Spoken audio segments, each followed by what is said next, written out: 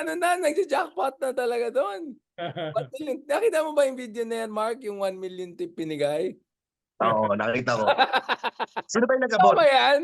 Sa may Adonis daw, yung diyan sa ano, Timog. Totoo ba yun, Ronald? May nakita ka ba nagbibigay ng 1,000,000? Kung pulitiko na bakla. Sorry, Yeah, sorry, yeah, yeah. 1,000,000, 1,000,000.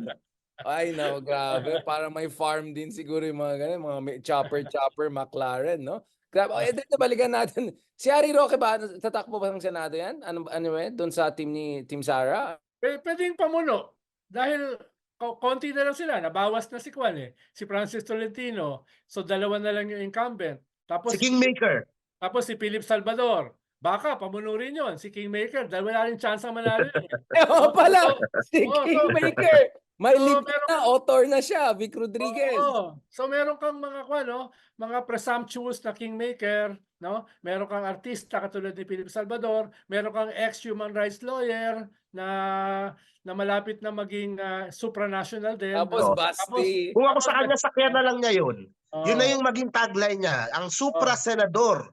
Kumbaga wala Yan. na siyang magagawa, eh. Oo, Dapat tsaka matutuwa. Embrace it. I mean, your oo, Matutuwa. moment. 'Di ba Mark, 'pag self-deprecating ka, matutuwa sa'yo yung mga tao, eh. iyon Puwede mismo, kang eh. 'Di ba si patawarin, eh. Erap, 'di ba, yung classic Oo, example, 'di puwede ba? kang patawarin, eh, kung 'Di ikaw ba, ay ano yung kay Erap na mga ano, mga Erap jokes, hirap gawa joke. sa supra Oo, jokes, 'di ba? oo, sakyan mo na, lalo na kung totoo Oo. naman.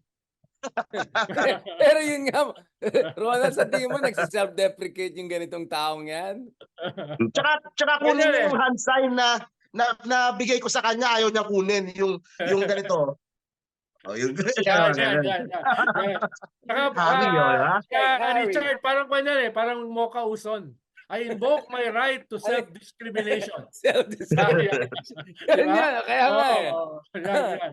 Delikado diyan, mga supra-supra na 'yan. Oo, kaya Speaking of, West Philippine Sea, obviously, eto na may statement si Bronner, General Bronner, na if ever ang China gusto mag-challenge, knife, sige, kutsilyo, go tayo, anything, go tayo. Tatapatan daw nila at every level yung gagawin ng China. Anong basa niyo diyan, Sir Ronald at saka ang mahalaga kahit ano pa 'yan, ano lang, focus na lang sa isang message, 'no? Hindi imbis na merong misunderstanding, merong, a clear attack, tapos merong, accident, et cetera. If ganyan na lang nila, very emotional si Bronner, eh, sa press con niya, 'di ba? Very emotional dahil nababati ko sila sa loob at saka sa labas. Medyo masama loob nila, eh, nitong mga sundalo, 'no, naagawan ng armas, hindi lumaban, tapos yung nilalaglag sila ng kanilang liderato. So, hindi maganda para sa atin, eh. Dapat i-consolidate na lang ang isang mensahe at protektahan itong mga sundalo natin dahil nautusan lang sila, eh. Nautusan lang nawala sila nga ng lumusob, ano, eh. Dalawang speedboat na NAVSOG ang laman, tatlong speedboat na Marines ang laman, 'no? Tapos, eh, inaangat na nila yung mga kwan, eh, yung supplies para dun sa desalination, yung, gasolina para sa desalination equipment dahil kung hindi umandar yun, walang tubig yung mga sundalo natin, eh. Tapos sila Facundo, yan yung mga papalit, eh, yung naputulan ng daliri. Nakaakyat na sila sa BRP Sierra Madre. Baka hindi natin alam yun, ha. Nakaakyat na sila sa Sierra Madre nung nakita nila na yung isa nilang, speedboat na meron pang tao sa loob ay hinahatak ng mga Chinese Coast Guard. Bumaba sila at nakipaghatakan sila. Safely na sa loob na sila, safely na sa BRP Sierra Madre na sila at naputol na yung kanyang daliri. grabeng sakripisyo nila 'no, Bumaba grabeng pa tap. sila, bumaba pa sila na alam nila hindi sila puwedeng lumaban. Dahil ang utos sa kanila ay self-restraint.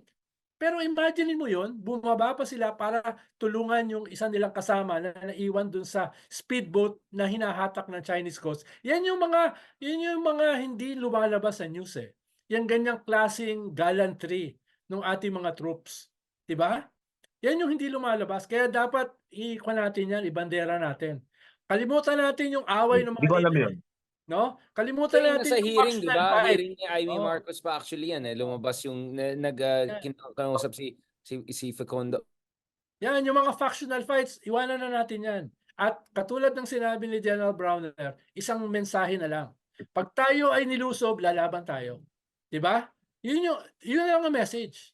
Oh, para Pero walang Ronald, ang problema lang naman daw yung isang tao dyan na may political ambition. Di ba may isa pang slot, may hindi tayo Sino minention. yun? Sino yun? Sino yun? May Ha? hindi tayo minention dun Sino sa yun? Sino yun? ano. Ha?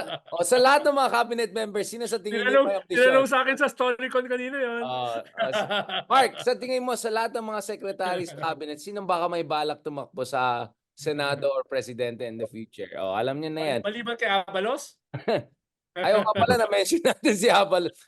Sige na nga, aside from Abalos, nandiyan na siya. Sabi, isa pang secretary, di ba? Ang sabi ng iba sa akin, baka yun yung situation. Ako naman, I'm just being fair. Sabi ko, mahirap talaga kalabanin ng China, mag-resist sa China. So errors are gonna happen. But some are saying talagang yung isang tao lang dyan na nagpo-push na hindi na-coordinate at may political ambition. So maybe medyo kailangan i-calibrate yan. Ikaw Mark. O sige, wag mo nang sagutin yan, Mark. Ikaw, Mark, what should be done? Para napansin ko, tumatawa ka na naman. Alam mo, Mark, pang showbiz ka talaga. Ka talaga. Yung parang, Pero Richard, mukhang hindi tatanggalin yung tao na yun eh. Balita ko. Mukhang hindi siya nanganganib. kasi walang replacement. Hindi, meron Yung gustong replacement niya, baka tumakbong Senate. may gustong mag-replace. May mga gusto may mga gusto. May gustong mag-replace, no? Oo.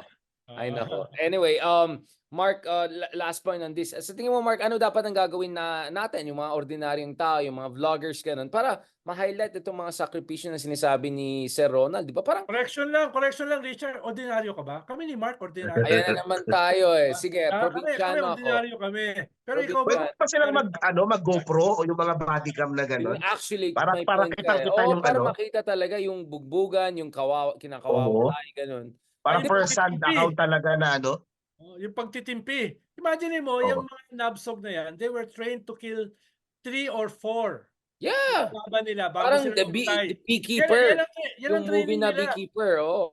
Yan ang training nila, to kill 3 or 4 of their enemies before they are killed themselves. Bahagi yan ng training nila. Pero nagtimpi sila. Mas mahirap yun yung magtitimpi ka when you are trained to kill your enemies.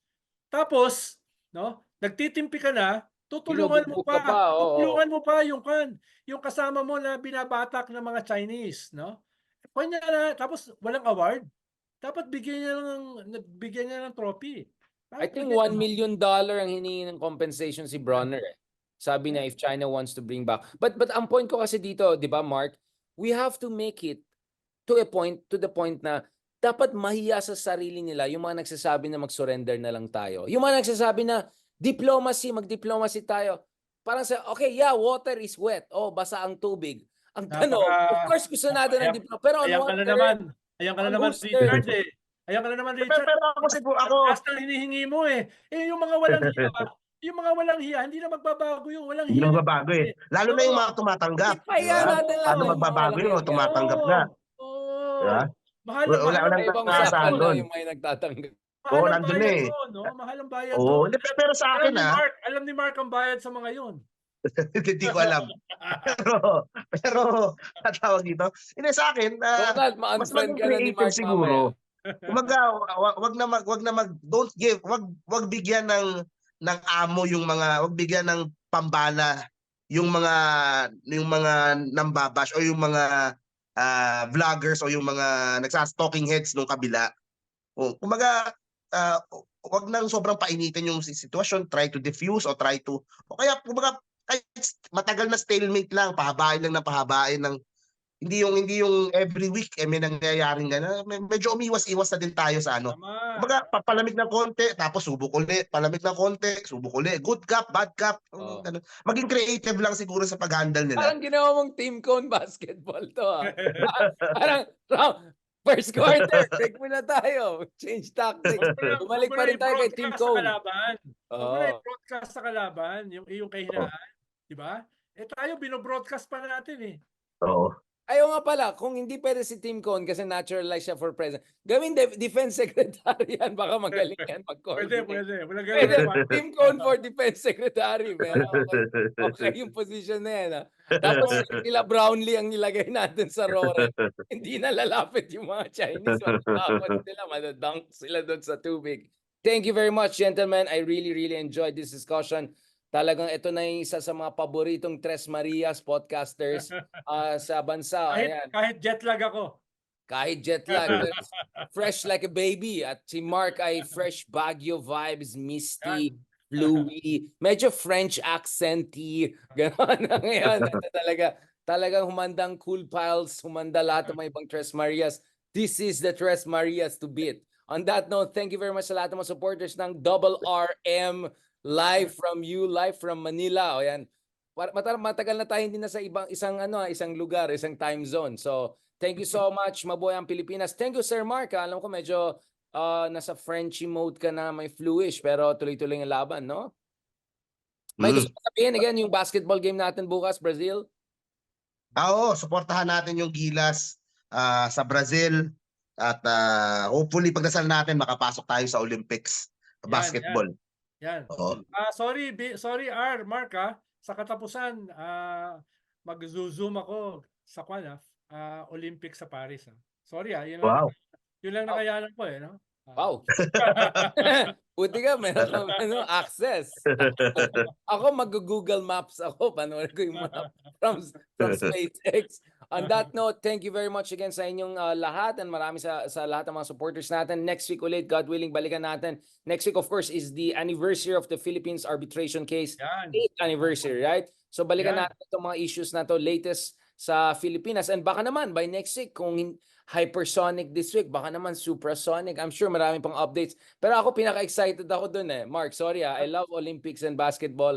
Mas excited pa rin ako dun sa latest chapter ng Team Taguig versus Team Makati. Ano mangyari dyan? Mukhang makapag sa ethics At committee. wag mo kalimutan, Big R, pakainin mo naman kami ni Mark. Yun, nagparinig. Yun. Hindi mo kami pinapakain Oh. Tawagin ko si Christian Nesguera mag-share kami barbecue sa iyo. Salamat sir. Sige next week or next week ano tayo mag-in person. Mark, next time in person na tayong tatlo para maabutan na natin. Si Mark naman ang ngayon. Sige boss. Yes. Ingat. Tulog kayo diyan. Pahinga. Alright guys, ito na ang paborito natin topics. Let's talk about this. When President Duterte came to office, within few months, sabi niya, he will not tolerate even a whiff of corruption. Sabi ko, tabalang Shakespearean nito, napakaganda ng vocabulary, mga prose nitong. Tapos, pinaalis si Lavinia, yung kanyang spokesman. Na alam ko, Ronald, ano rin yan, di ba? May pagka-lefty-lefty din dati yan, di ba? Ito yung campaign spokesman niya.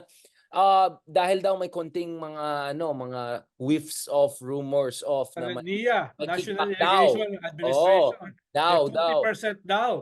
And without any due process, natanggal siya. So dami na naman palakpakan yung mga DDS. Talagang galing ni Tatay Digong. Next thing we know, ang dami na recycle dyan. May green pa. May isa, di ba, kilala natin na 3 beses naging undersecretary sa iba't ibang department. Ma-fire siya, ilalay. Ang dami recycling nangyari. Now, but apparently that was just a tip of the iceberg.